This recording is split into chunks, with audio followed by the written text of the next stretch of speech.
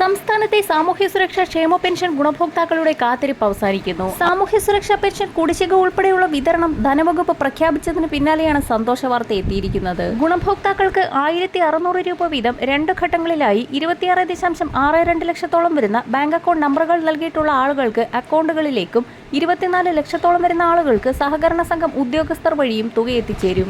ഇതോടൊപ്പം തന്നെ ഇന്ദിരാഗാന്ധി ദേശീയ വാർദ്ധക്യകാല പെൻഷൻ, വിധവാ പെൻഷൻ, ഭിന്നശേഷി പെൻഷനുകൾ കൈപ്പറ്റുന്ന 8 ലക്ഷത്തോളം വരുന്ന NSAP പെൻഷൻ ഗുണഭോക്താക്കൾക്ക് കേന്ദ്രവിഹിതം ഉൾപ്പെടെ തുക എത്തിച്ചേരും. 500 മുതൽ 1000 രൂപ വരെയുള്ള കേന്ദ്രവിഹിതമാണ് ഗുണഭോക്താക്കൾക്ക് എത്തിച്ചേരുക. തദ്ദേശീയ തലത്തിൽ വാർഡ് അടിസ്ഥാനമാക്കിയുള്ള സോഷ്യൽ ഓഡിറ്റിംഗ്, ഇതോടൊപ്പം തന്നെ അതത് മാസത്തിലെ പെൻഷൻ തുക മുടങ്ങാതെ ലഭിക്കുന്നതിനായി ഗുണഭോക്താക്കൾക്കുള്ള സർട്ടിഫിക്കറ്റ് സമർപ്പണം എന്നിവയെല്ലാം കൃത്യമായി പൂർത്തിയാക്കി പെൻഷൻ ലിസ്റ്റിൽ നിലനിൽക്കുന്ന എല്ലാ ഗുണഭോക്താക്കൾക്കും ആനുകൂല്യം എത്തിച്ചേരും. മെയ് മാസത്തിലെ തനത് പെൻഷൻ തുകയോടൊപ്പം നേരത്തെ കുടിശ്ശികയുള്ള 3 ഗഡു പെൻഷൻ തുകയിൽ 1 ഗഡുവായ 1600 രൂപ കൂടി വിതരണം ചെയ്യുമെന്ന് ധനവകുപ്പ് നേരത്തെ തന്നെ പ്രഖ്യാപിച്ചിരുന്നു.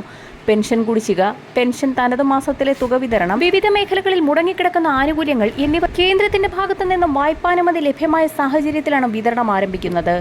1000 കോടി രൂപയുടെ വായ്പാനുമതിയാണ് കേന്ദ്രത്തിന്റെ ഭാഗത്തു നിന്ന് ലഭിച്ചിരുന്നത്.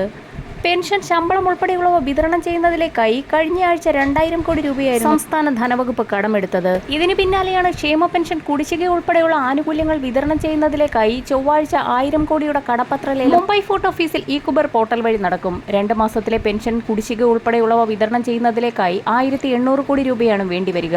കടപ്പത്ര ലേലങ്ങളിലൂടെ സമാഹരിക്കുന്ന തുകയ്ക്ക് പിന്നാലെ സഹകരണ ബാങ്കുകളുടെ കൺസോർഷ്യം രൂപീകരിച്ചും ഫണ്ട് സമാഹരിക്കൽ നടപടി ആരംഭിച്ചു. വരുന്ന ആഴ്ച മുതൽ പെൻഷൻ വിതരണം ആരംഭിക്കുന്ന സാഹചര്യത്തിൽ 3200 രൂപ വീതമാണ് ഗുണഭോക്താക്കൾക്ക് മെയ് മാസത്തിൽ അക്കൗണ്ടുകളിലേക്കും കൈകളിലേക്കും എത്തിച്ചേരുക.